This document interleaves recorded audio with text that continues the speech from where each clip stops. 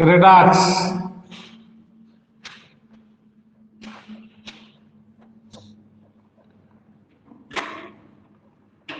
Reaction,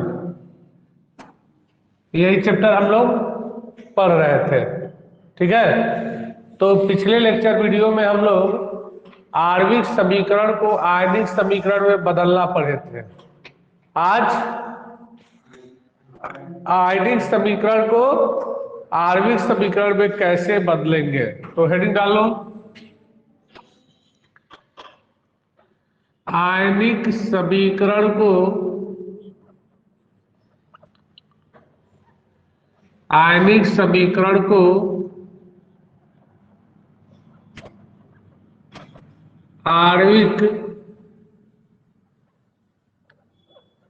समीकरण में बदलना।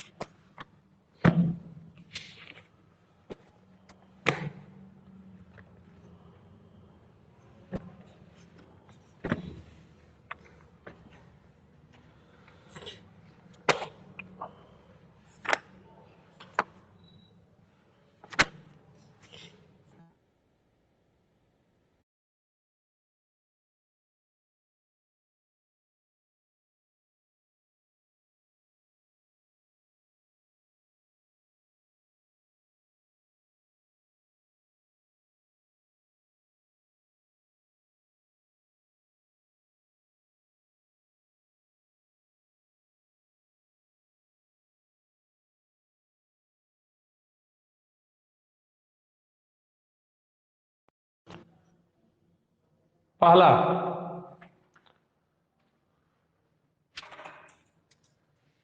सर्वप्रथम समीकरण के दोनों तरफ उपस्थित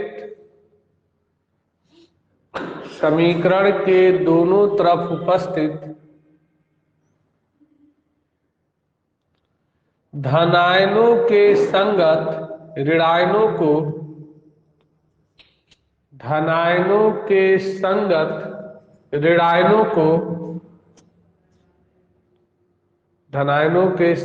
ऋणायनों को उचित संख्या लिखते हैं।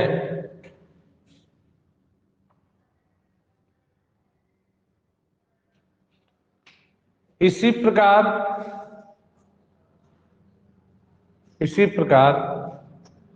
समीकरण के दोनों तरफ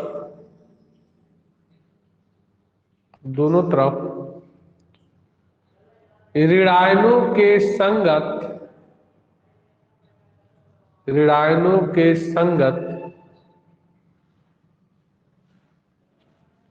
धनायनों को लिख लेते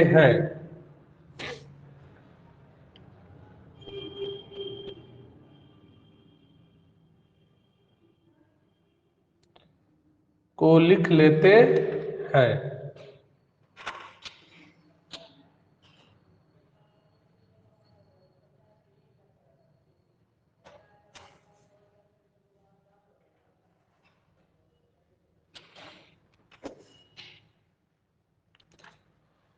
हो गया। जैसे देखो,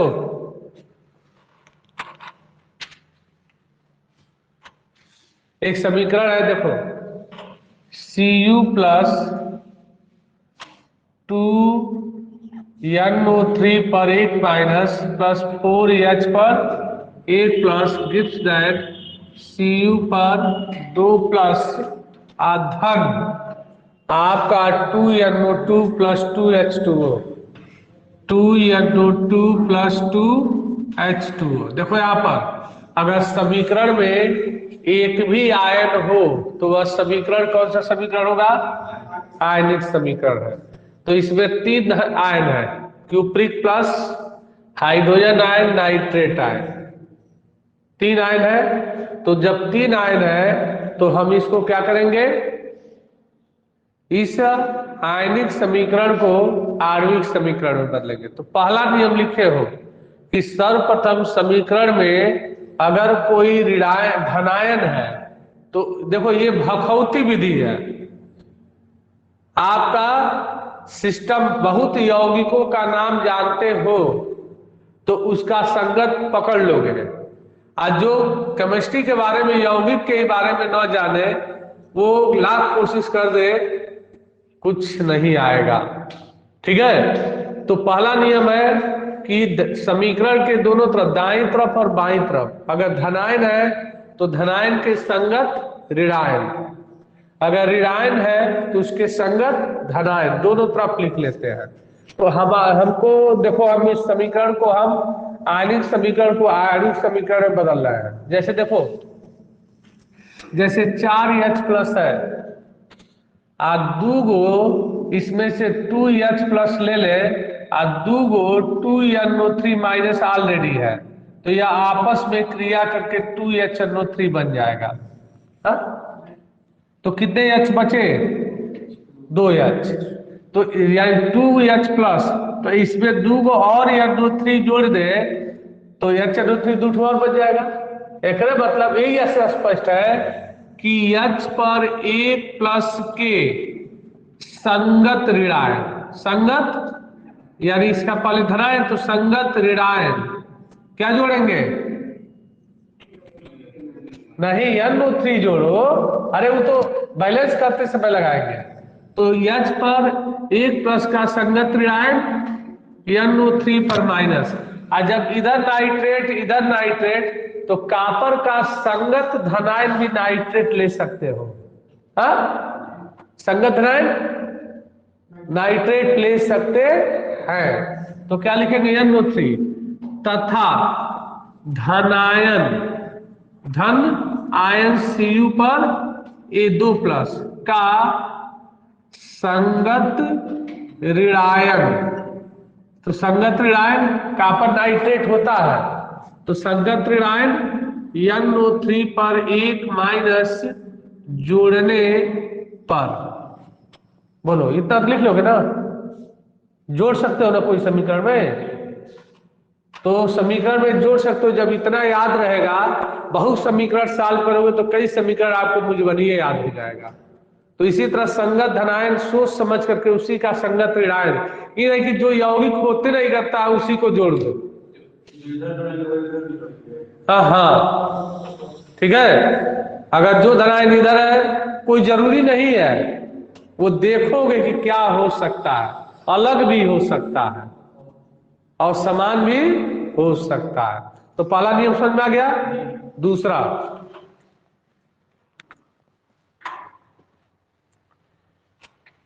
समीकरण के दोनों तरफ संगत आयनों को मिलाकर संगत आयनों, समीकरण के दोनों तरफ संगत आयनों को मिलाकर उदासीन अणु बनाते हैं, उदासीन अणु बनाते हैं और उसके अणु सूत्र लिख लेते हैं, और उसके अणु सूत्र लिख लेते हैं।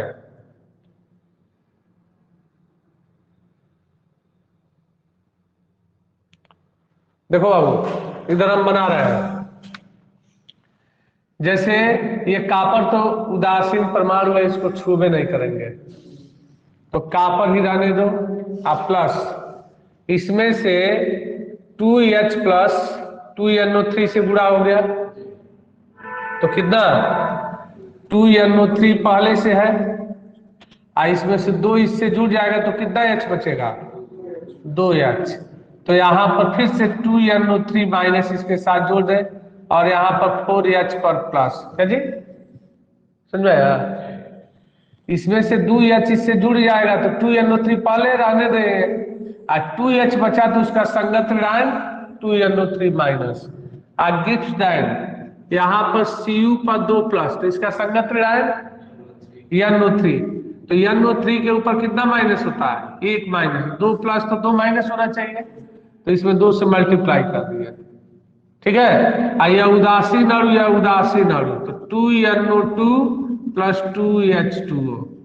उसके बाद कह रहा है कि इस धनायन को ऋणायन से जोड़ करके उसका अणु सूत्र दूसरा नियम में लिखवाया है, उसके संगत धनायनों को ऋणायन से जोड़ करके उदासीन अणु बनाते हैं और उसका अणु सूत्र लिख लेते हैं।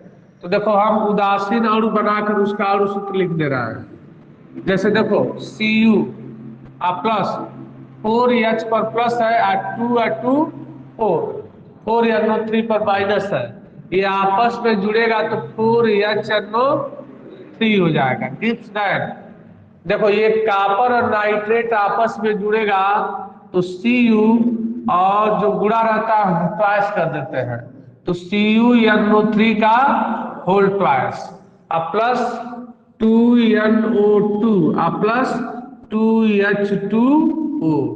तो क्या कर लेते हैं, समीकरण बना लेते हैं। बना लिए, और जब समीकरण बना लिए तो अब हम क्या करते हैं, नहीं, उदासीन बनाकर उसका अणु सूत्र लिख लेते हैं। यदि अणु सूत्र में सभी परमाणु, तीसरा नियम, तीसरा लिख लो,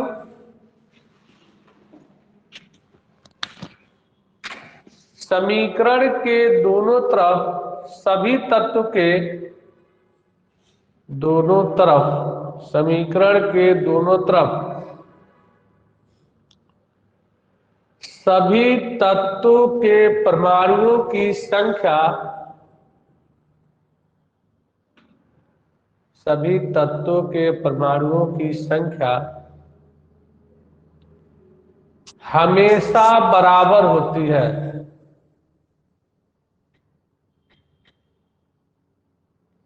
बराबर होती है तथा पदार्थों के गुणांक पूर्णांक में होते हैं, पूर्णांक में होते हैं।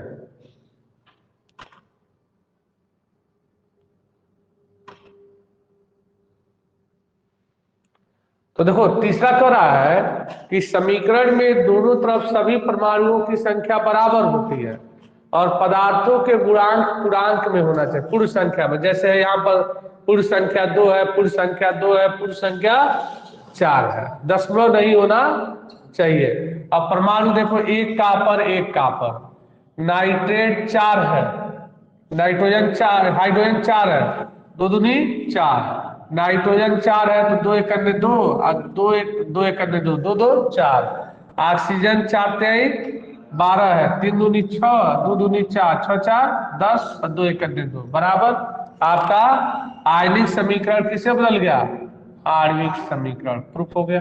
ठीक है, तो क्वेश्चन लिख लेंगे, निम्न आयनिक समीकरण को, निम्न आयनिक समीकरण को, आयनिक समीकरण को आणविक समीकरण में बदलिए।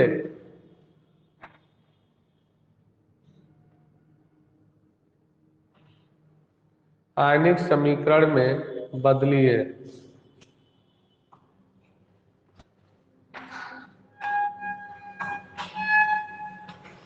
बदलिए लिख लो, पहला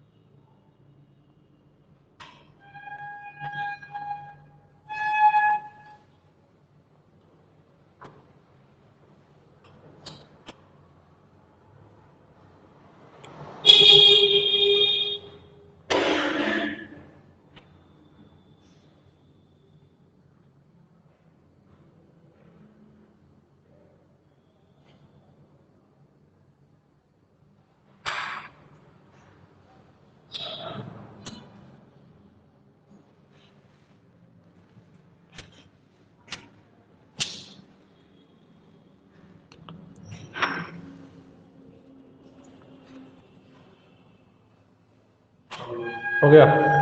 एक और समीकरण हम आपको बता रहे हैं और उसके बाद 2 समीकरण आपको होमवर्क दे देंगे, ठीक है। एक समीकरण सेम इसी पर आप समझेंगे, ठीक है।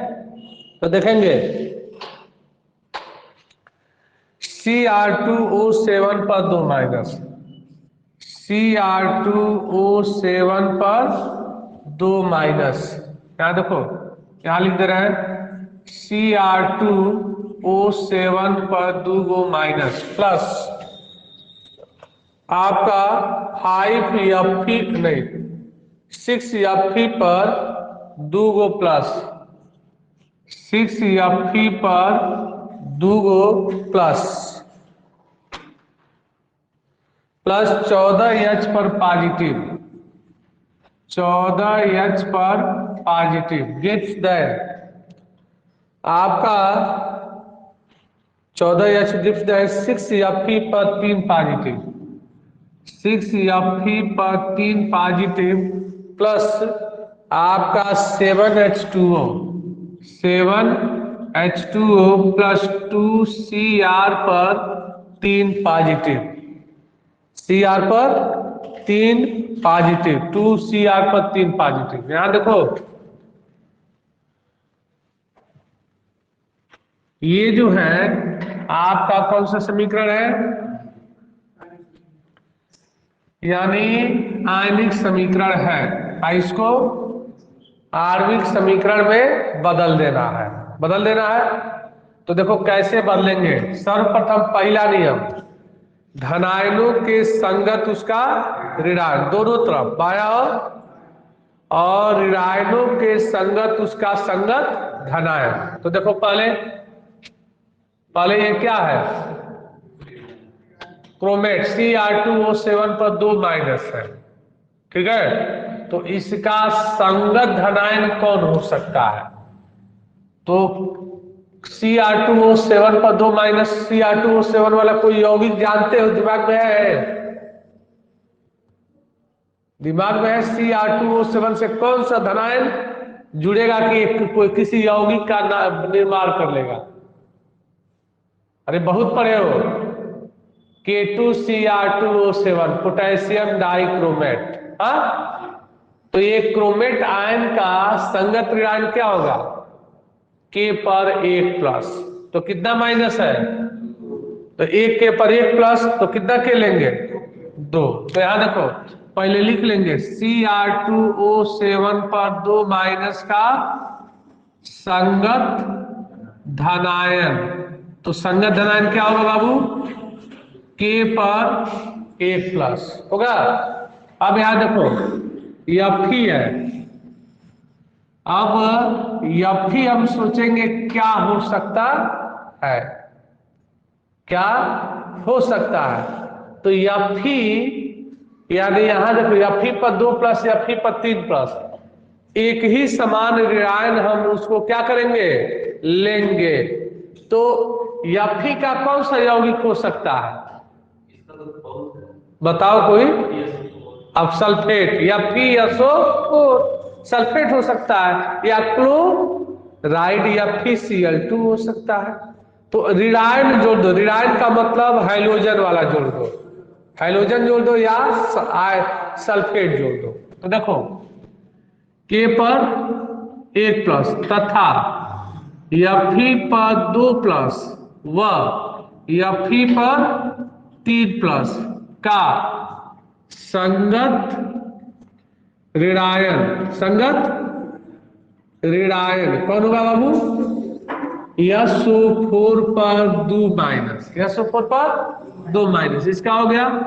अब हाइड्रोजन जो है धनायन है, इसका संगत ऋणायन क्या हो सकता है, नहीं, जब सल्फेट ले लिए तो सल्फेट लो, अगर यहां क्लोराइड लेते तो क्लोराइड ही लेते। तो जैसे हाइड्रोजन जो है अगर इसी सल्फेट से जुड़ जाए तो SO4 H2SO4 बना सकता है।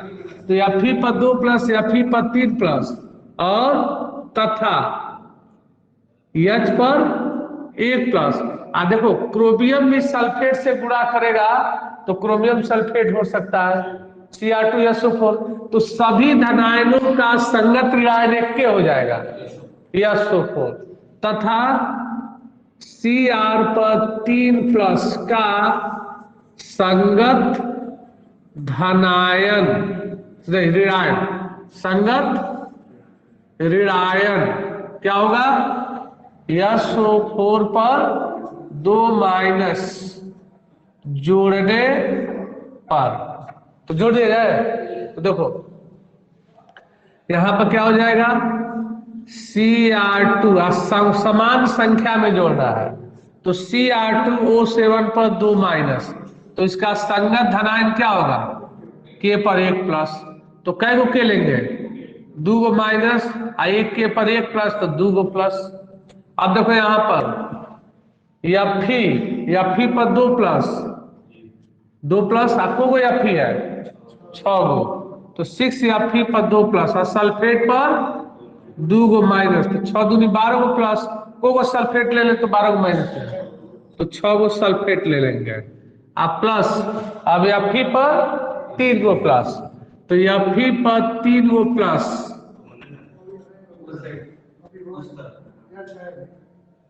अच्छा अब H है, अब बाई तरफ का बाई तरफ दोनों तरफ, अब ये देखो H पर 1+, तो क्या कोई अच्छा है, अच्छा Fe पर 2+ है नहीं, तो सल्फेट हो गया। अब H का देखेंगे तो H का है तो 14H पर 1+ और सल्फेट SO4 पर 2 माइनस, तो 14 करने तो कै गो सल्फेट ले लेकिन 14 को माइनस हो जाए 7 गो, तो 7SO4 पर 2 माइनस गिव्स दैट। यहां पे देखो इसको लेंगे तो कितना हो जाएगा 6 Fe पर 3+, 6 Fe पर 3+, तो ये संगत धनायन, तो इसका संगत ऋणायन SO4 पर 2 माइनस, तो 36 18 को सल्फेट लेते हो 18 हो जाए 9 गो, तो ये 9 SO4 पर 2 माइनस, ये हो गया। अब यहां देखो प्लस 7H2O अब प्लस Cr 2 गो है, तो यहां पर 2Cr पर 3 गो प्लस, तो 3 दूनी 6 गो प्लस है, तो यहां इसका संगत ऋणायन सल्फेट होगा SO4 पर 2 गो माइनस, तो को सल्फेट ले लेके 6 गो हो जाए 3 गो।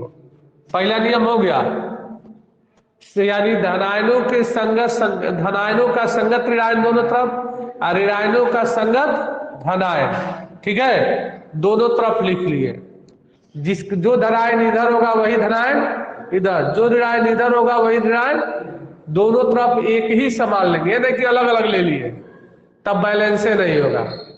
मान लो जिस धनायन का ऋणायन इधर जोड़ रहा है सेम अगर वही धनायन इधर है तो वही जोड़ेंगे, अगर इधर जो ऋणायन जोड़ रहा है धनायनों का जो ऋणायन जोड़ रहा है वही ऋणायन इधर के धनायन का भी होना चाहिए, ठीक है समझा यार। अब देखो नियम संख्या 2 है कि धनायन को ऋणायन से जोड़ करके और उदासीन अणु बना करके उसका अणु सूत्र लिख लेते हैं। अब देखो अणु सूत्र लिख ले, देखो K पर 1 K और K प्लस और Cr2O7 जुड़ेगा तो कौन सा यौगिक बनेगा K2 Cr2O7 बन जाएगा। अब प्लस ये धनायन 6 गो ये 6 गो ये, तो क्या बनेगा 6 FeSO4 अब प्लस 14 गो H और 7 गो H, तो H और SO4 जब जुड़ता है तो H की संयोजकता 1 और सल्फेट का 2 होता है, तो त्रियक गुणा करोगे तो क्या होगा H2SO4, तो यहाँ पर H2SO4 और यहाँ पर सल्फेट का गो है 7 गो, तो 7 से गुणा कर दो तो 7 दूनी 14 है 2 14 है 2, तो H2SO4 गिव्स दैट।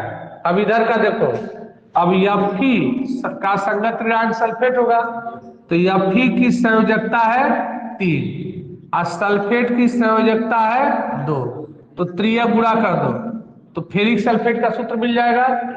तो यह फी के कितना है 2 गो, तो यह फी 2 और सल्फेट का गो है 3 गो, तो यह फी 2 SO4 का होल थ्राइस हो गया।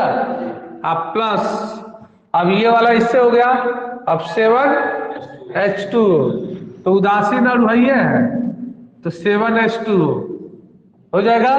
अब यहाँ देखो, अब यहाँ देखो, अब SO4 अब यह फिकैट हुआ है 6 गो, तो इसमें किससे गुणा कर दे कि 6 हो जाए 3 से, तो 3 दूनी 6 और सल्फेट देखो 3 3 के 9 गो सल्फेट। अब प्लस, अब देखो क्रोमियम की संयोजकता 3 और सल्फेट की संयोजकता 2, तो 3 गुणा कर लेंगे, क्रोमियम का एठो है 2 तो Cr2 और सल्फेट का एठो तो SO4 का होल थ्राइस, और क्रोमियम का एठो है बाबू तो 2 ठो है और सल्फेट का एठो है तो 3 ठो है। तो अब देखो ये आयन जो है अब सब अणु बन गया, सब अणु बन गया। और नियम संख्या 3, सभी परमाणुओं की संख्या बराबर हो और गुणन पूर्णांक हो। तो देखो सब पूर्णांक है 7 3 7 6। अब परमाणु की संख्या गिनेंगे, 2 पोटेशियम, ठीक है जी गड़बड़ा गया, इधर पोटेशियम था इधर पोटेशियम नहीं है, तो पोटेशियम जो उधर होना चाहिए वही इधर भी होना चाहिए, ठीक है। तो उधर देखो 2K प्लस है तो इधर पोटेशियम नहीं ना है, तो इधर भी 2K प्लस जोड़ेंगे, ठीक है। और 2K प्लस का संगत ऋणांक क्या होगा SO4, तो प्लस SO4 पर 2 माइनस, SO4 पर 2 माइनस, तो ये दोनों आपस में गुणा होगा तो जैसे K संयोजकता 1 SO4 संयोजकता 2, तो K2SO4 देखो जो परमाणु उधर है इधर नहीं है तो सेम संख्या में इधर भी जोड़ लेते हैं। अब देखो पोटेशियम 2 बराबर है Cr2, इधर भी Cr2। अब ऑक्सीजन 7, इधर देखो ऑक्सीजन 7 कर दे 7। अब देखो यह फिर 6 और 3 दूरी 6 और सल्फेट देखो 7 कर दे 7 और 6 7 6 13 7 और 6 कितना होता है 13। इधर देखो 3 3 और 9 3 12 और 1 13 बैलेंस है। उसके बाद ऑक्सीजन सब हाइड्रोजन 7 दूरी 14 बराबर है, पूर्णांक है, आयनिक बदल गया आणविक में, लिख लो।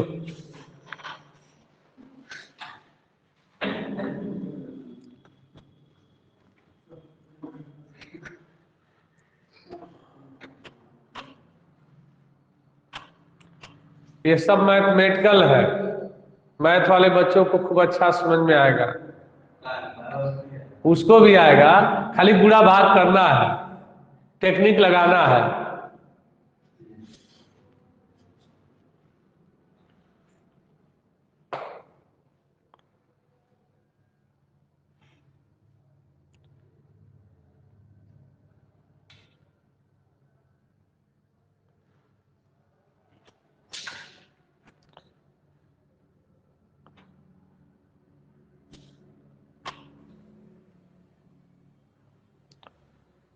अपने विद्यालय की 3 लड़कियां इस बार MBBS में निकाली हैं नीट में।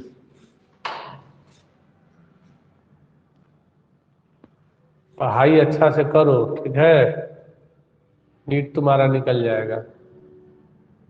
बात सुन में एकदम दबा करके पढ़ाई करो, अच्छा से पढ़ाई करो।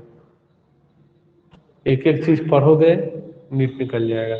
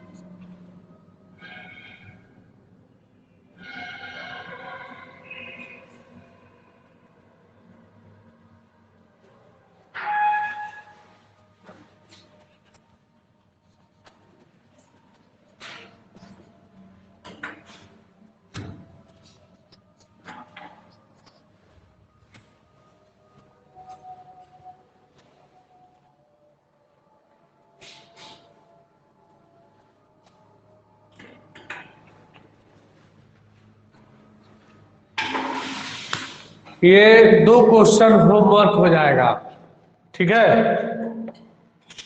यानी 2Fe पर 3 पॉजिटिव प्लस Sn पर 2 पॉजिटिव गिव्स देन 2Fe पर 2 पॉजिटिव प्लस Sn पर 4 पॉजिटिव। और सेकंड है MnO4 पर 1 माइनस, Fe पर 2 प्लस 8H पर एक पॉजिटिव, 5Fe पर 3 पॉजिटिव, Mn पर 2 पॉजिटिव प्लस 4H2O। यानी यह दोनों आयनिक समीकरण है, सेम जिस तरह हम बताए हैं उसी तरह आणविक में बदल जाएगा। जैसे देखो अब सुने सोचेंगे Fe पर 2 3 प्लस है, Fe पर 2 प्लस है, यानी इस संगत धनायन का कौन सा संगत ऋणायन हो सकता है? क्लोरीन हो जाए, अर्थात दोनों तरफ इसका क्लोरीन क्लोरीन जोड़ दो, तो जब इसका भी क्लोरीन इसको इसमें भी जोड़ो। जब एक धनायन का मान जितना धनायन हो उसी का संगत ऋणायन जोड़ो, एक समान। ऋणायन है तो सबका ऋणायन का संगत धनायन एक समान। जैसे इसमें देखो MnO4 पर 1 माइनस है, कौन सा धनायन जोड़ने की कोई यौगिक बन जाए? KMnO4, तो K पर 1 प्लस, इधर K है तो इधर भी K जोड़ेंगे, दोनों तरफ जोड़ेंगे जैसे इसमें जोड़े हैं अभी। यहां देखो Fe पर 2 पर प्लस, प्लस प्लस प्लस, तो इसका संगत ऋणायन कोई लेंगे, SO4 लो चाहे Cl माइनस लो, और जोड़ करके इसी तरह बैलेंस करेंगे तो बैलेंस निश्चित ही हो जाएगा। और ये ध्यान दीजिएगा जो गुणांक होगा वह पूर्णांक होना चाहिए।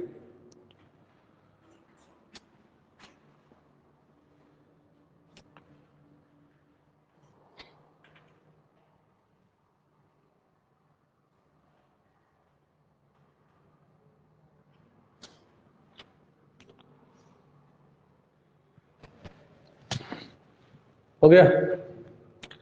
अगला हेडिंग डालेंगे रासायनिक समीकरण संतुलित करना। रासायनिक समीकरण संतुलित करना।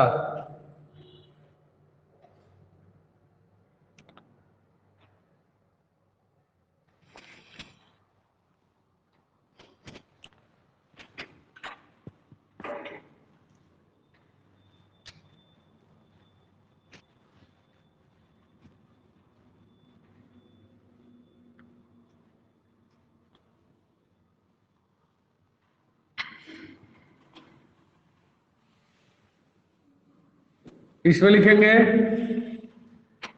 किसी असंतुलित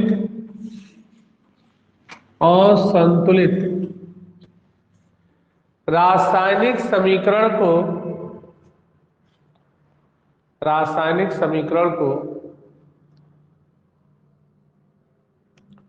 संतुलित करने की निम्न दो विधियां हैं।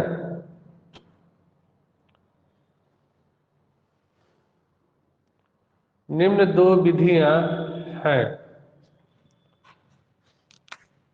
दोनों का नाम लिख लें। पहला आयन इलेक्ट्रॉन विधि,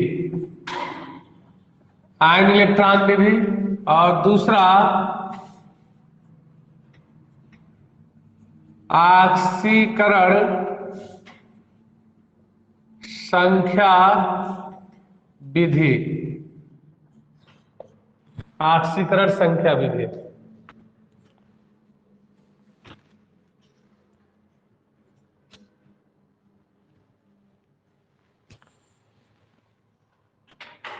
हो गया। पहला हेडिंग डालो, आयन इलेक्ट्रॉन विधि द्वारा रासायनिक समीकरण संतुलित करना।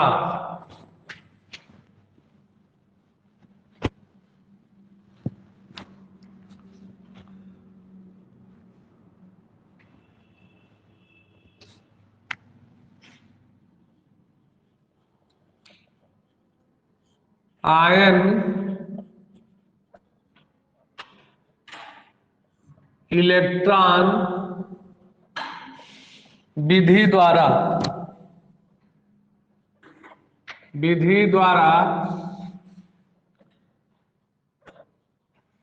रासायनिक समीकरण संतुलित करना।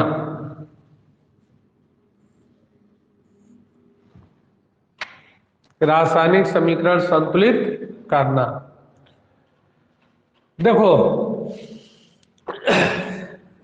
आयन इलेक्ट्रॉन विधि द्वारा रासायनिक समीकरण संतुलित करने की 7 विधियां हैं। आज जिस बच्चे को सातों विधि एकदम मुजबानी दिमाग में चलता रहेगा, ठीक है, तो यह समीकरण मात्र 2 मिनट में सॉल्व कर लेगा। अर्धवार्षिक हो या वार्षिक हो एग्जाम हो, हर एग्जाम में एक समीकरण बैलेंस करने के लिए हर साल आता ही आता है। जैसे अर्धवार्षिक एग्जाम में एक समीकरण आया था, चौथे का गो आया था कि आयन इलेक्ट्रॉन विधि द्वारा निम्न समीकरण को संतुलित कीजिए। कितने नंबर का? तो 4 नंबर का क्वेश्चन आया था। तो वो समीकरण हम वह भी बताएंगे, लेकिन उसके लिए कितने नियम? 7 नियम। कैसे होना चाहिए? थ्योरेटिकल, एकदम मुजबानी याद होना चाहिए। कोई पूछे तो सातों नियम दिमाग में अगर चलता रहेगा तो हम समीकरण बैलेंस कर लेंगे, और अगर नहीं चलेगा तो समीकरण बैलेंस नहीं हो सकता है। ये हमको ध्यान देने की आवश्यकता है कि कैसे समीकरण संतुलित होगा। समझ में आया? तो उसके लिए एक मेथड हमें याद रखना पड़ेगा कि जैसे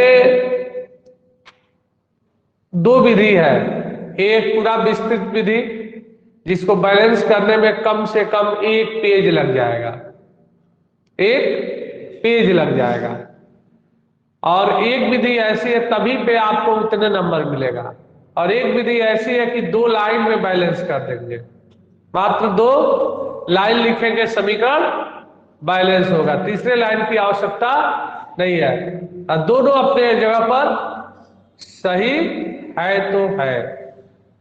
ठीक है, तो हम एक समीकरण लिख रहे हैं और उस समीकरण पर एक एक नियम आपको समझाते चल रहे हैं, और दिमाग में अगले दिन आपको आज एकदम 7 नियम दिमाग में रख लेना है। जो रख लिया कहेगा कि बहुत आसान है, आज जो नहीं रख पाएगा वो कहेगा ऐसे बढ़न ऐसे हार्ड कुछ हो कभी नहीं होता केमिस्ट्री में, ये ध्यान दीजिएगा। ठीक है, तो लिखेंगे इस विधि द्वारा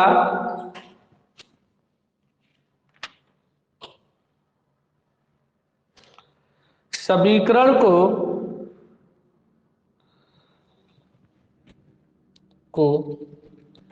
संतुलित करने के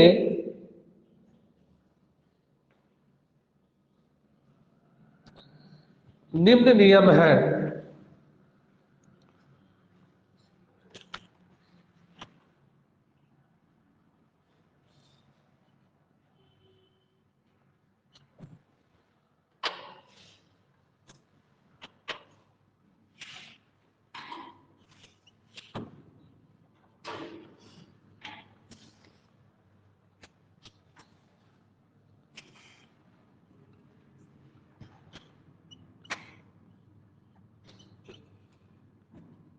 देखो यह समीकरण है, असंतुलित है, इधर Mn1 है, इधर Mn1 है, इधर ऑक्सीजन 4 4 8 है, इधर 2 और 1 3 है, बराबर नहीं ना है, इधर हाइड्रोजन 1 है, इधर हाइड्रोजन 2 है।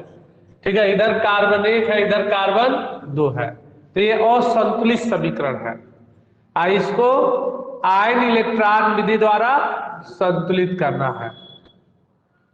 जो आज बच्चा ये लेक्चर वीडियो देखा रहेगा पढ़ा रहेगा वो अभी आज ही उसको तैयार हो जाएगा। ठीक है, पहला नियम जो पढ़ चुके हो। ठीक है, सर्वप्रथम दिए गए समीकरण को आयनिक अर्ध समीकरण अर्थात ऑक्सीकरण अर्ध अभिक्रिया और अपचयन अर्ध अभिक्रिया के रूप में समीकरण को लिख लेते हैं। पहला नियम, तो 2 समीकरण बनाएंगे, एक ऑक्सीकरण अर्ध समीकरण और एक अपचयन अर्ध समीकरण। तो लिखेंगे पहला, सर्वप्रथम दिए गए समीकरण को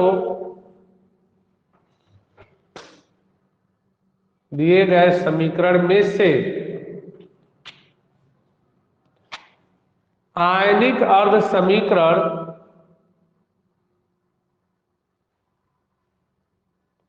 आयनिक अर्ध समीकरण अर्थात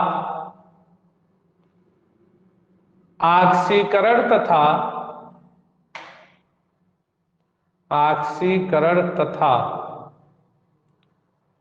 अपचयन अर्ध समीकरण ऑक्सीकरण तथा अपचयन अर्ध समीकरण बना लेते हैं।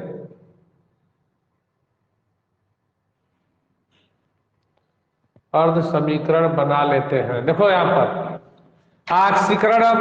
ऑक्सीकरण अभिक्रिया जिसके धन संयोजकता के मान में वृद्धि ऋण के मान में कमी ऑक्सीकरण अभिक्रिया, अपचयन अभिक्रिया जिसके ऋण संयोजकता के मान में वृद्धि और धन के मान में कमी होती है तो उसे हम अपचयन अभिक्रिया कहते हैं। तो यहां देखिए पहले जो समीकरण को बैलेंस करना है उसके नीचे लिखेंगे आयनिक अर्ध समीकरण लिखने पर, तो आयनिक अर्ध समीकरण लिखने पर, ठीक है, तो उसको आयनिक अर्ध समीकरण लिख ले।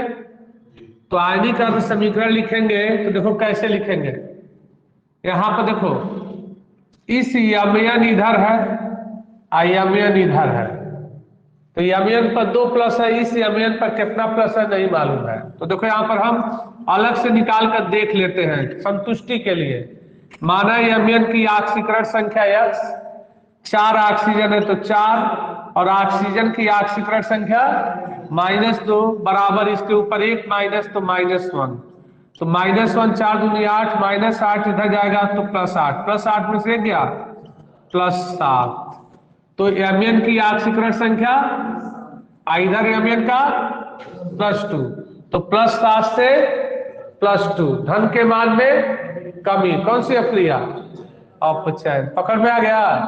तो दो समीकरण बनाते हैं, एक ऑक्सीकरण अभिक्रिया, ऑक्सीकरण अर्ध अभिक्रिया, और एक अपचयन अर्ध अभिक्रिया। तो चाहे ऑक्सीकरण पहले लिख लो चाहे अपचयन लिख लो, कोई बात नहीं है, किसी को भी लिख सकते हो। तो देखो ये अपचयन वाला, तो ये तो हम संतुष्टि के लिए +7 निकाले हो ना, लेकिन समीकरण बैलेंस करना तब मत लिख देना +7, ठीक है। तो इसका मतलब +7 से +2, धन के मान में अपचयन, तो MnO4 पर 1 माइनस गिव्स देन, इसके ऊपर प्लस है ना, तो Mn पर 2 प्लस, इक्वेशन नंबर 1, ये अपचयन हो गया।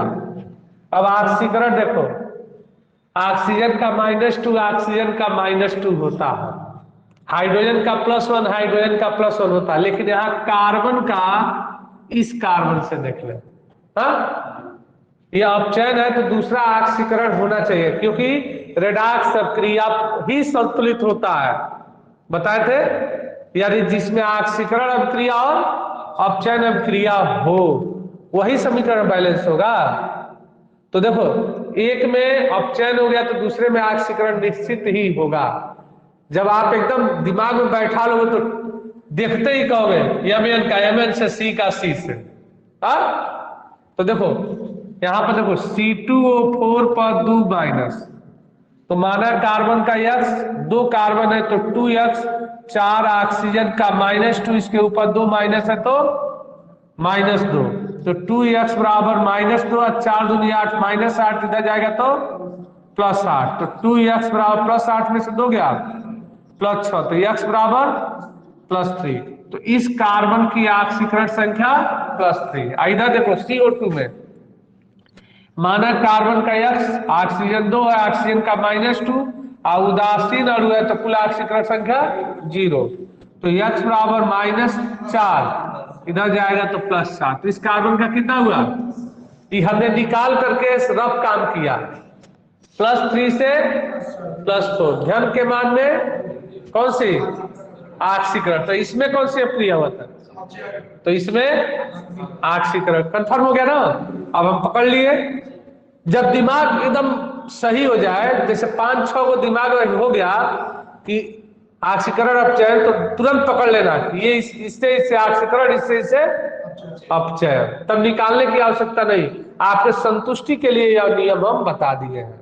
तो देखो अब दूसरा समीकरण बनाएंगे, किससे किससे अपचयन हो रहा है जी, ऑक्सीकरण कार्बन का, तो है आगे से नहीं लिखेंगे, ये तो हम रफ काम किए थे।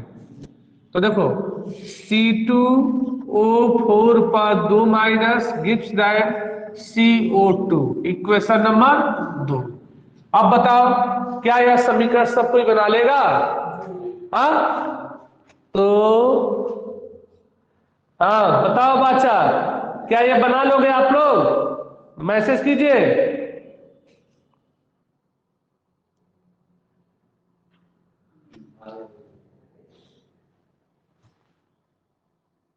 ठीक है, बहुत अच्छा।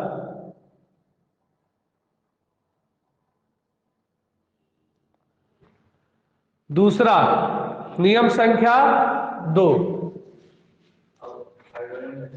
क्या तो उसको छोड़ देते हैं, नियम पढ़ते जाइए सब आ जाएगा। तो पहला नियम हो गया, 7 नियम है, नियम संख्या 2,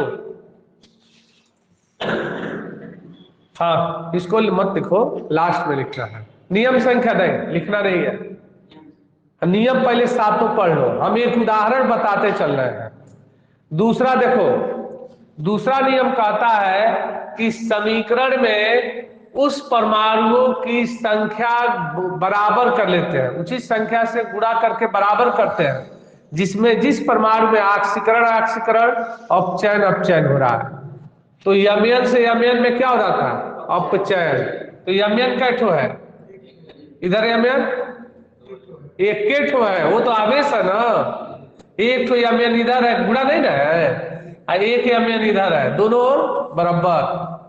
तो गुणा करने की आवश्यकता, इधर देखो, इधर कार्बन कह दो, कार्बन से कार्बन में ऑक्सीकरण हो रहा था, इधर कार्बन कैठो है, इधर कार्बन कैठो है, कार्बन कार्बन में ऑक्सीकरण हो रहा था।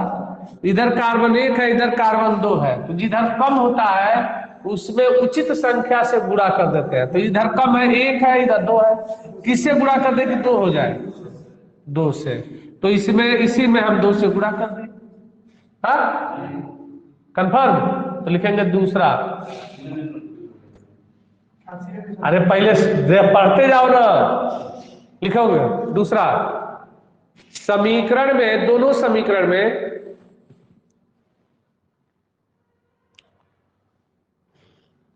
समीकरण में उस परमाणु को उचित संख्या से गुणा करके, उस परमाणु को उचित संख्या से गुणा करके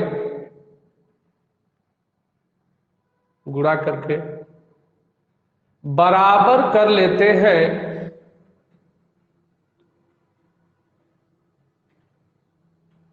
गुणा करके बराबर कर लेते हैं, जिसमें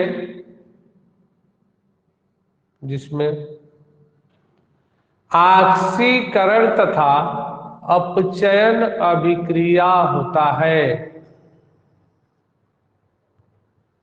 ऑक्सीकरण तथा अपचयन अभिक्रिया होता है।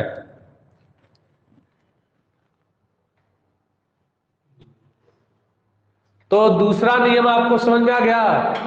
अगर बराबर है तो गुणा करने की आवश्यकता, जैसे पहले समीकरण में दोनों गुण बराबर था तो हमने नहीं गुणा किया है, लेकिन दूसरे समीकरण में बराबर नहीं था तो गुणा कर लिए हैं।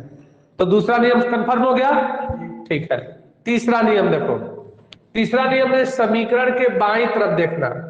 अगर बाईं तरफ यच है, या केवल इसी तरह लिखा गया ये और ये, यच है या नहीं है, तो समीकरण अम्लीय समीकरण होगा। कौन समीकरण होगा? अम्लीय समीकरण होगा। अगर समीकरण के यहां OH पर एक माइनस लिखा है तो वह OH का मतलब क्षार, तब वह क्षारीय समीकरण होगा। तो अब बताओ, यह जो संतुलित करने के लिए समीकरण दिया है, यह कौन सा समीकरण, अम्लीय है कि क्षारीय है?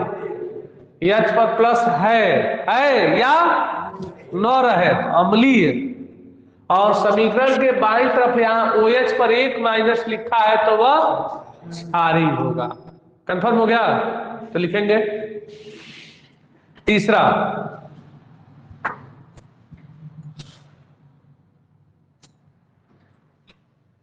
समीकरण में ऑक्सीजन को बराबर करने के लिए,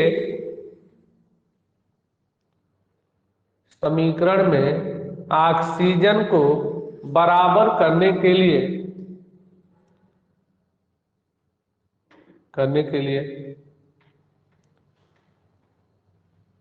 अम्लीय समीकरण में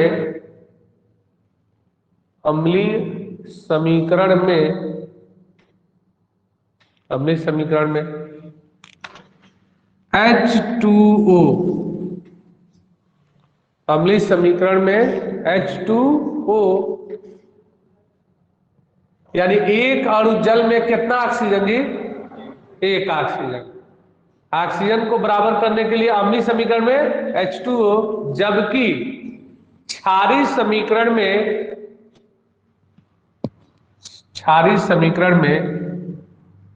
OH पर एक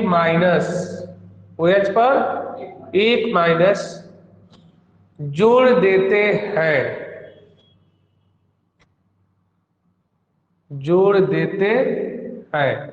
हो गया? अब देखो बाबू, नियम संख्या 2 लग गया, इसी दोनों समीकरण पर नियम संख्या 3 लगा रहे हैं। यह समीकरण कौन है? अम्लीय है। तो ऑक्सीजन को बैलेंस करने के लिए क्या जोड़ेंगे? एक अणु जल में कितना ऑक्सीजन और OH में कितने ऑक्सीजन?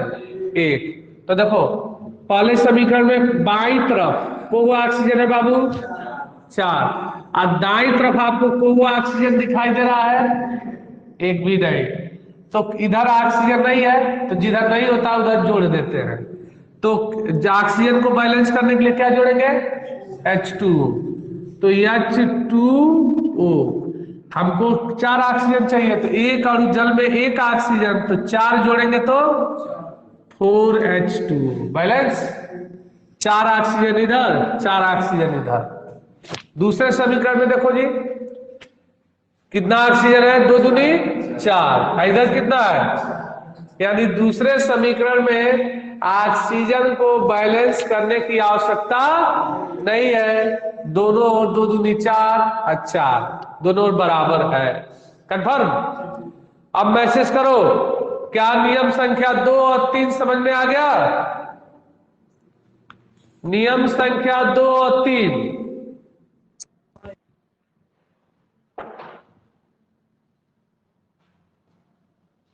ठीक है, बहुत अच्छा। अब देखो नियम संख्या 3 है 4, हाइड्रोजन को बराबर करने के लिए, चाहे वह समीकरण अम्लीय हो चाहे वह समीकरण क्षारीय हो, हाइड्रोजन को बैलेंस करने के लिए सदैव H पर प्लस आयन जोड़ते हैं। अम्लीय और क्षारीय दोनों समीकरण में हाइड्रोजन की संख्या को बराबर करने के लिए समीकरण में क्या जोड़ते हैं? H पर प्लस आयन जोड़ देते हैं। तो लिखेंगे नियम संख्या 4, अम्लीय तथा क्षारीय, अम्लीय तथा क्षारीय दोनों समीकरण में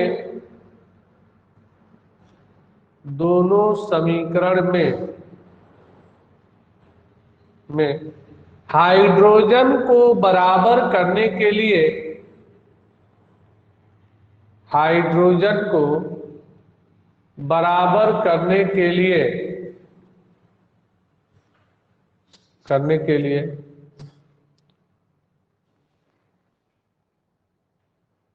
H पर प्लस आयन, H पर 1 प्लस जोड़ देते हैं।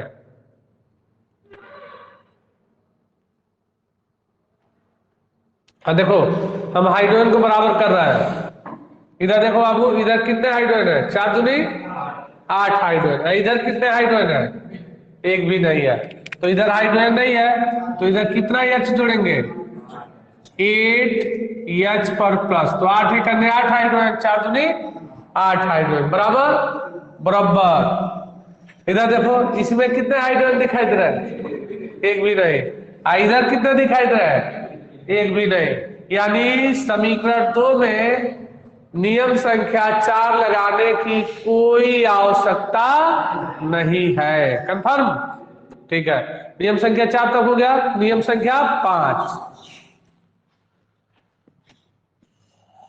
हाँ देखो ये प्लस है, ये माइनस है, ये प्लस है, ये माइनस है। आवेश, अब आवेश को बराबर करते हैं। आवेशों को बराबर, समीकरण में आवेश को बराबर करने के लिए हम क्या करते हैं? इलेक्ट्रॉन को जोड़ते हैं। और इलेक्ट्रॉन की प्रकृति कैसी होती है? ऋणावेशित होता है। तो नियम संख्या 5 क्या है? जो ये प्लस आवेश है, माइनस आवेश है, तो इस प्लस माइनस आवेश को बराबर करने के लिए समीकरण में क्या जोड़ते हैं? इलेक्ट्रॉन को जोड़ दिया जाता है। तो लिखेंगे नियम संख्या 5, दोनों समीकरण में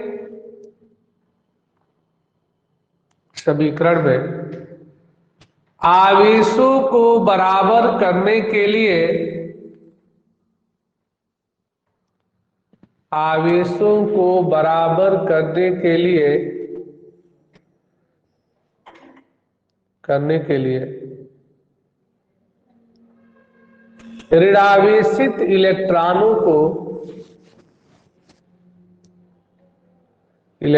को जोड़ दिया जाता है।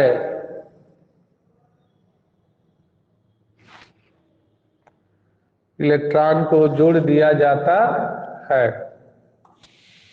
याद रखिए बाबू, तो समीकरण में किसको बराबर करने के लिए? आवेश। पहले समीकरण में देखो, आवेश एक बार बराबर कर लोगे तो मुजबनीय बराबर कर लोगे। याद देखो, इधर कितना प्लस है? 8 से गुणा है, 8 से करने 8 प्लस। तो देखो 1 2 3 4 5 6 7 8। इधर बाई तरफ को माइनस है, एगो माइनस है, तो माइनस प्लस माइनस एक दूसरे को काट देता है। तो देखो को प्लस बचा जी, 2 2 4 2 6 7 वो प्लस बचा। अब बराबर इधर देखो कितने आवेश है? 2 गो क्या है, प्लस की माइनस? प्लस 1 और 1 2। और आवेश को बराबर करने के लिए क्या जोड़ते हैं? ऋणावेशित इलेक्ट्रॉन। तो किधर इलेक्ट्रॉन जोड़े कि आवेश बराबर हो जाए? इलेक्ट्रॉन कैसे होते हैं? ऋणावेशित। तो ठीक है, कई बच्चे कहेंगे है 7 गो है ने 2 गो है, ठीक है, तो है 5 गो कम है, अधिकांश करते हैं, तो क्या करेंगे? है 5 गो इलेक्ट्रॉन जोड़ देंगे। तो कहेंगे 5 गो है या 2 गो है, 5 2 7 7 गो है। लेकिन ये नहीं कहेंगे कि जब 5 इलेक्ट्रॉन जोड़ेंगे तो 1 2 3 4 5 इलेक्ट्रॉन ऋणावेशित होता है। तो आज 2 प्लस 2 माइनस को काट देगा तो कितना माइनस? इधर 3 माइनस है, इधर 7 गो प्लस। बराबर होगा? नहीं होगा, नहीं बराबर होगा। तो क्या करेंगे? देखो इधर 5 जोड़ेंगे, 5 इलेक्ट्रॉन, तो इलेक्ट्रॉन क्या होता है? ऋणावेशित। तो इधर 5 इलेक्ट्रॉन जोड़ देंगे, ठीक है। तो जब 5 इलेक्ट्रॉन जोड़ेंगे तो देखो 1 2 3 4 5, तो 5 माइनस इस 5 प्लस को काट देगा, तो कितना प्लस बचा? 2 गो प्लस। इधर कितना प्लस? 2 प्लस। बराबर बराबर। तो किधर जोड़े? इधर कितना जोड़े? 5 इलेक्ट्रॉन, तो 5e। तो देखो, तो इधर भी 2 प्लस, इधर भी 2 गो प्लस, ठीक है। अब देखो यही मेन चीज है, आवेश को बैलेंस करना। इधर देखो इस समीकरण में, दूसरे समीकरण में इधर कितना आवेश है? 2 गो माइनस, अब बराबर इधर कितना आवेश है? आवेश नहीं है तो 0। तो दोनों तरफ आवेश बराबर होना चाहिए। तो कितना आवेश जोड़ेंगे? किधर कितना आवेश जोड़ेंगे? किधर कितना? उधर प्लस में जोड़ेंगे तो दोनों जीरो। अगर हम सुनो, अगर इधर 2, अगर इधर जो 2 जोड़ देंगे, इलेक्ट्रॉन ही जोड़ते हैं, प्लस नहीं जोड़ते हैं। अगर इधर 2 इलेक्ट्रॉन जोड़ेंगे तो इलेक्ट्रॉन ऋणावेशित होता है, 2 माइनस और 2 माइनस 4 माइनस है, इधर 0। गौ से गलती। तो क्या करेंगे? इधर दाईं तरफ 2 इलेक्ट्रॉन जोड़ेंगे तो इलेक्ट्रॉन ऋणावेशित होता है, तो इधर 2 माइनस इधर 2 माइनस, तो इलेक्ट्रॉन किधर जोड़ेंगे? दाईं तरफ। समीकरण 2 में दाईं तरफ। देखो दिमाग लगाने का तरीका, पहले समीकरण में अगर इलेक्ट्रॉन समीकरण के बाएं तरफ जोड़ रहे हैं तो दूसरे समीकरण में सदैव दाईं तरफ ही जुड़ेगा, ठीक है। अगर पहले समीकरण में दाईं तरफ जोड़ रहे हो तो दूसरे समीकरण में सदैव बाईं तरफ जुड़ेगा। इतना तो दिमाग में रखोगे तो गलती नहीं होगा, अगर गलती होगा तो तुरंत पकड़ में आ जाएगा। समझा गया? तो लिखेंगे, नियम लिख लिए हैं। अब बताओ बाबू, मैसेज करो तो क्या समझ में आ गया? ये नियम समझ में आ गया?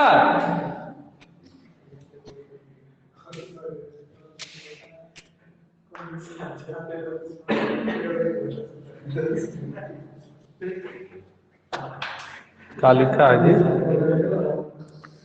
सेकंड बोल दीजिए। Yes sir.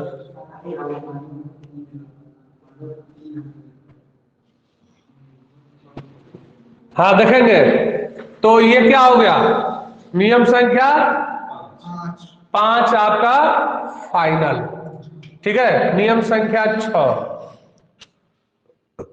6 देखो, जोड़े गए इलेक्ट्रॉन को बराबर करने के लिए, ये इलेक्ट्रॉन को जो जोड़ रहे हो, जोड़े गए इलेक्ट्रॉन को बराबर करने के लिए दोनों समीकरण में उचित संख्या से गुणा कर देते हैं। पूर्णांक से ही गुणा करेंगे। तो समीकरण 1 में कितना इलेक्ट्रॉन जोड़े हो, और समीकरण 2 में कितना, 2। तो कम वाले में ऐसी उचित संख्या से गुणा करो कि पहले कम वाले में गुणा करते हैं कि अधिक वाले के बराबर हो जाए। तो 2 में किससे गुणा करें, 5 हो जाए, 5 से गुणा कर दे। तो अगर 5 से गुणा कर दे, उस सम पूर्णांक से गुणा करना है, तो मान लो 2 में किससे गुणा करेंगे, 5 होगा। तो 5 से गुणा करेंगे तो 5 दूनी 10।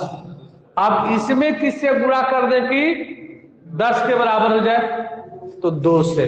तो देखो 2 पचे 10 और 5 दूनी 10। ठीक है, तो नियम संख्या 6, जोड़े गए इलेक्ट्रॉन को बराबर करने के लिए, जोड़े गए इलेक्ट्रॉन को बराबर करने के लिए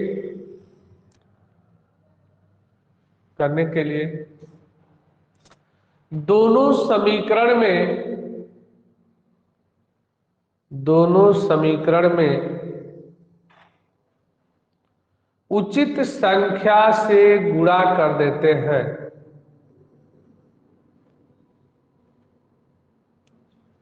दोनों समीकरण में उचित संख्या से गुणा कर देते हैं।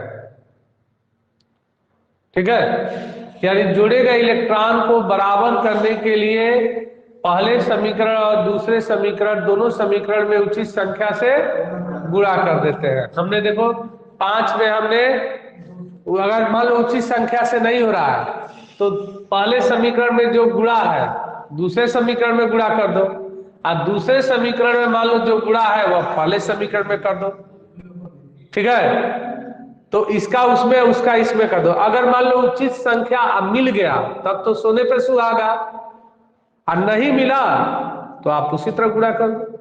तो नियम संख्या कितना हो गया, 6। नियम संख्या 7,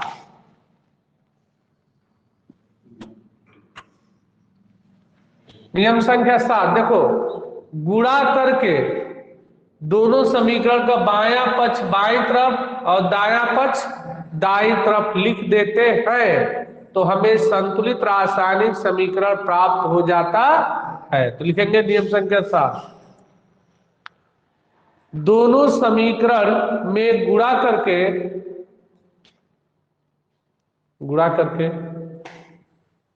बायां पक्ष बाईं तरफ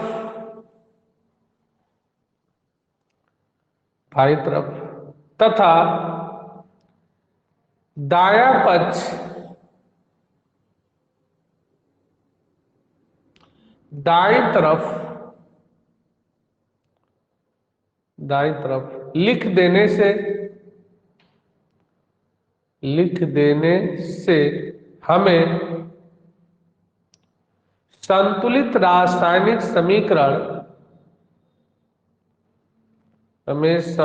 रासायनिक समीकरण प्राप्त हो जाता है।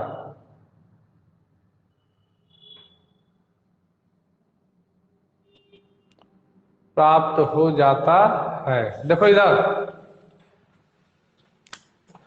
पहले समीकरण में किससे गुणा करना है, 2 से। तो इधर वाला दोनों समीकरण का इधर वाला इधर लिख लो, इधर वाला इधर लिख लो। तो 2 से गुणा करना है इसमें, तो 2 पचे तो 10e प्लस इसमें 2 से गुणा करना है, 2 अठे 16h पर प्लस इसमें 2 से 2MnO4 पर 1 माइनस प्लस बाया पक्ष इधर हो गया। अब समीकरण 2 का बाया पक्ष तो किससे गुणा करना है? 5 से। तो इसमें 5 से गुणा कर दो। 5C2O4 पर 2 गो माइनस, ठीक है जी। तो C2O4 पर 2 माइनस गिव्स देन बाया पक्ष सब हो गया। अब दाया पक्ष दाई तरफ, पहले समीकरण 1 का तो 2 से गुणा तो 2mn पर 2 प्लस अर्थात इसमें 2 से 4 दूनी 8 8H2O। अब दाया पक्ष 5 दूनी 10 तो 10CO2 प्लस 10 से तो 10E। अब देखो 10E से 10E लास्ट में इलेक्ट्रॉन कट जाते हैं तो 10E से 10E कैंसिल, कैंसिल हो गया। अब देखो अब कैंसिल हो गया तो अब गिन लो। अब संतुलित समीकरण प्राप्त हो गया है। देखो यहां पर हाइड्रोजन 16 करने 16 8 दूनी 16, ठीक है। अब यहां देखो मैग्नीज दो ऑक्सीजन 4 दूनी 8 अब 5 को 20 20 8 8 करने 8 और 10 दूनी 20 20 8 28, ठीक है। कार्बन 5 दूनी 10 और यहां देखो 10 से करने 10 सब परमाणु क्या है तो क्या हो गया? प्रूफ हो गया, प्रूफ हो गया। तो प्रूफ या अथवा करके इस टाइप में भी लिख सकते हो। पहले क्या है तो पहले यमन को लिख लो तो 2 या भी सही है या क्रम से लिखना तो 2MnO4 पर 2 माइनस उसके बाद क्या है C2O4 तो 5C2O4 पर 2 गो माइनस अब प्लस एच वाले को आगे कर लो प्लस 16H पर पॉजिटिव गिव्स दैट। अब Mn वाले को तो Mn 2 गो है तो 2Mn पर पॉजिटिव प्लस CO2 CO2 कैटो है तो प्लस 10CO2 प्लस H2O तो H2O कै गो है 8H2O। अब बोलो सातों नियम एक के समीकरण पर लग गया? कोई भारी है? सातों नियम दिमाग में चलेगा कि नहीं चलेगा? चलेगा, ठीक है। अब मैसेज करो बाबू, समझ में आ गया? बोलो बच्चा।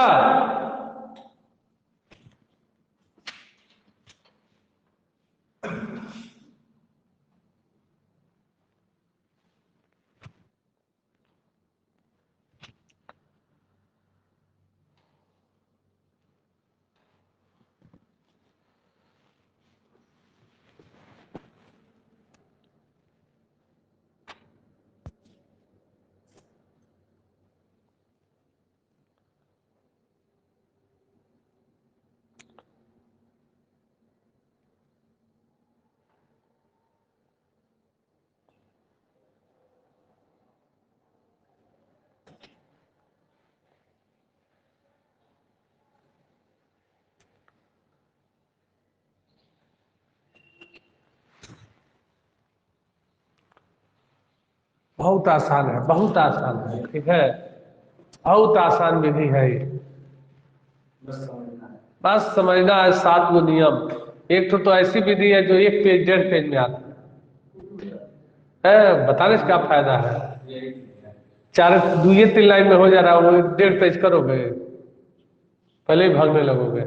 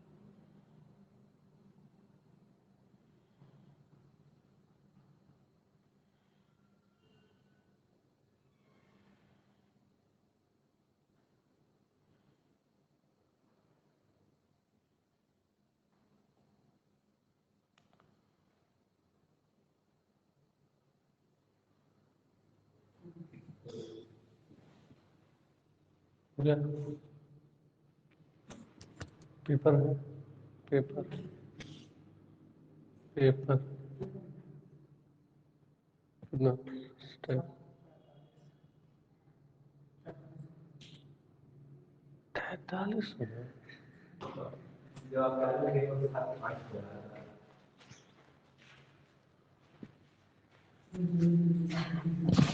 ठीक है, इस नियम को आप लोग याद करके आइएगा।